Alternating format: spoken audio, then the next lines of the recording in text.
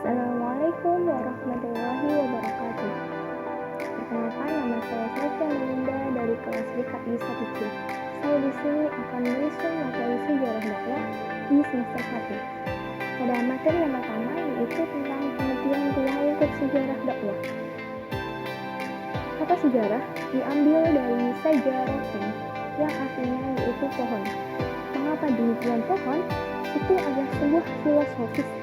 Karena pohon, jikalau sudah tua, dia akan semakin tumbang dan layu dan akan digantikan oleh yang baru. Sejarah adalah hal yang penting.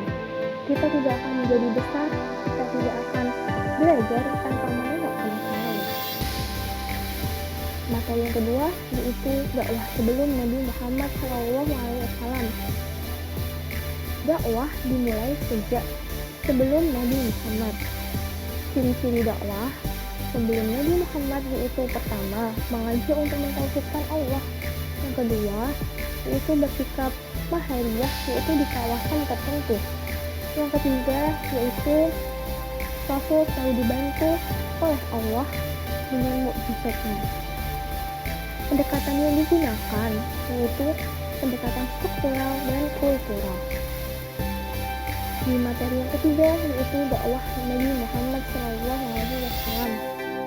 Dakwah Nabi Muhammad SAW dengan cara sembunyi-sembunyi terlebih dahulu, karena beliau memikirkan cara berdakwah secara matang-matang selama 3-4 tahun tersebut.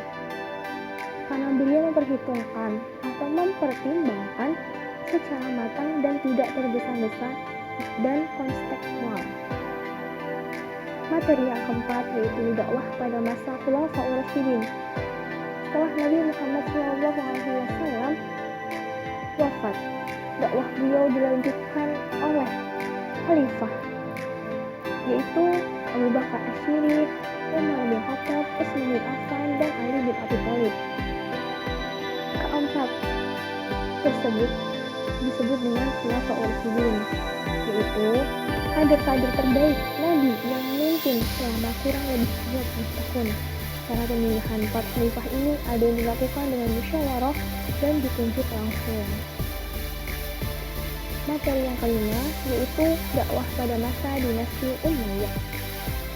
Dinasti adalah kepemimpinan yang turun-temurun, tapi sebenarnya sistem pemilihan yang terbaik adalah dengan musyawarah, karena dengan adanya dinasti sebelumnya, seorang anak raja tidak menjamin mempunyai kemampuan yang sama seperti halnya raja atau anaknya.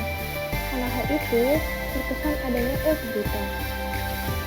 Materi yang keenam yaitu mengenai dakwah pada masa dinasti Abbasiyah.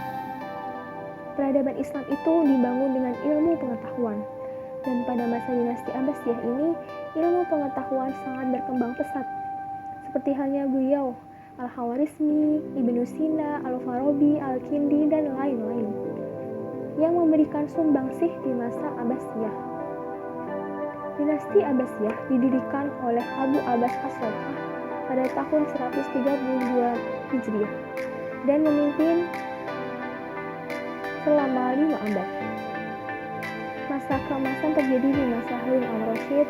Pola dakwahnya adalah struktural dan kultural. Pada materi ketujuh yaitu mengenai dakwah pada masa Daulah Utsmaniyah.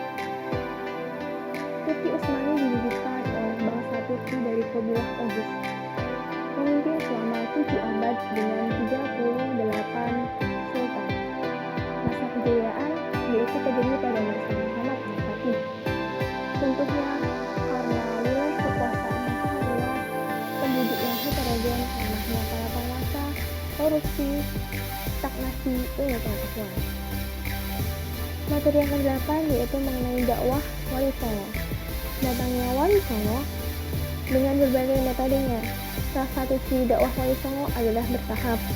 Wali Songo dengan cerdik menggunakan elemen-elemen budaya untuk berdakwah.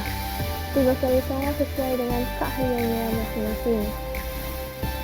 Materi ke-9 yaitu dakwah Islam di Cina dan Afrika. Islam itu tidak diskriminatif. Islam tidak mengenal kasta, warna kulit, agama, dan suku. tokoh dari Indonesia yang mempunyai kontribusi dalam dakwah Islam di Afrika adalah Syekh Yusuf Al-Makassari. Di materi yang ke-10, yaitu mengenai dakwah Islam di Amerika, Eropa, dan Australia. Islam masuk Eropa lewat Spanyol melalui panglima yang bernama Torik bin Ziyad. Kenapa Islam tidak dominan di Eropa? Karena pada masa itu Islam datang dengan jalur peperangan. Oleh karena itu akan selesai pula dengan peperangan. Islam berkembang di Amerika tidak lepas dari kiprah Malcolm X yang punya lembaga nasional Islam. Islam di Australia dibawa oleh imigran Timur Tengah. Fakta di Australia bahwa kelompok terbesar banyak yang bersimpati kepada Islam, yaitu terutama perempuan. Sekian dari saya. Wassalamualaikum warahmatullahi wabarakatuh.